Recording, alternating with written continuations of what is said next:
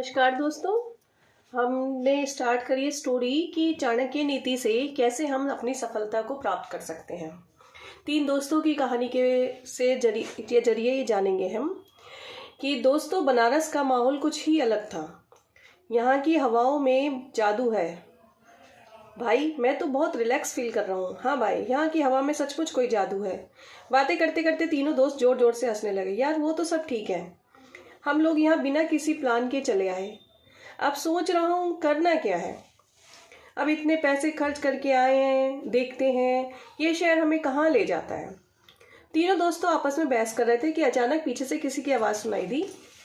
तीनों ने पीछे पलट कर देखा तो एक सफ़ेद धोती में साधु बाबा घाट के किनारे आंखें बंद करके मेडिटेशन कर रहे थे और कुछ मंत्रों का जाप कर रहे थे। तो जो इन तीनों को सुनाई नहीं दे रहा था कि वो क्या बोल रहे हैं। वो साधु बाबा के पास पहुंचे ये सुनने के लिए कि वो बोल क्या रहे थे, और उन्होंने सुना कि वो क्या बोल रहे थे। साधु बाबा बोल रहे थे, काल सभी जीवों को निपुणता प्रदान करता है, वही सभी जीवों का संहार भी करता है। वो जागता रहता है, जब सब सो जाते हैं काल को कोई जीत नहीं सकता। साधु बाबा ने आंखें खोली और बोलने लगता है, तुम तीनों यहाँ कहीं भटक गए हो क्या? कुछ ढूंढ रहे हो, शायद अपने सवालों के जवाब और खुद को भी।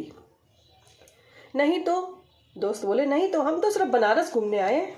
बाबा ने कहा, मैं तो सिर्फ ज्ञान बांटता हूँ और जिसको इस ज्ञान की ज़रूरत होती है वो खुद ही मेरे पास खींचा चला आता है। जैसे कि तुम तीनों आ गए और आज तो मैं इस वातावरण में चाणक्य नीति का ज्ञान खोल रहा हूँ।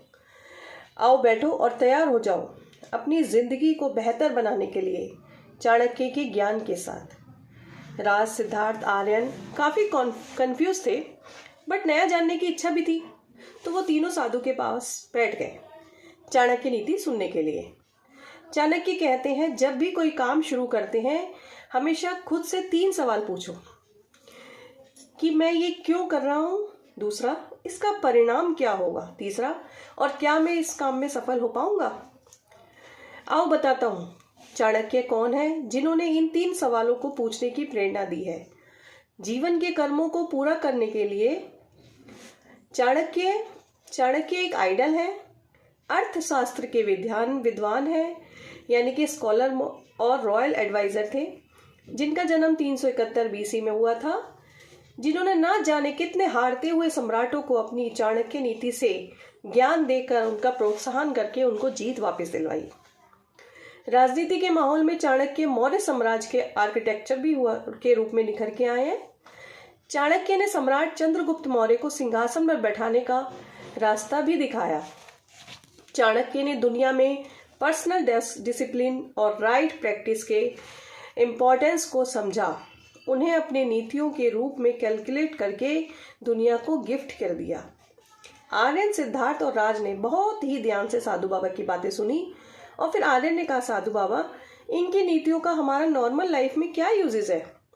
हमें कौन सा कोई एम्पायर जीतना है?